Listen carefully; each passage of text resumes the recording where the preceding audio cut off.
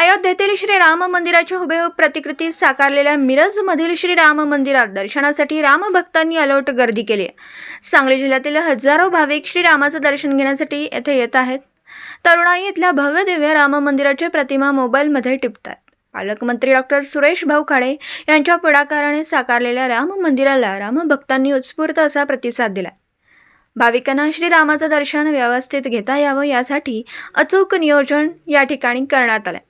दर्शनासाठी मोठ्या संख्येने येणाऱ्या भाविकांसाठी मंदिरात प्रवेश आणि बाहेर जाण्यासाठी स्वतंत्र मार्ग करण्यात आले।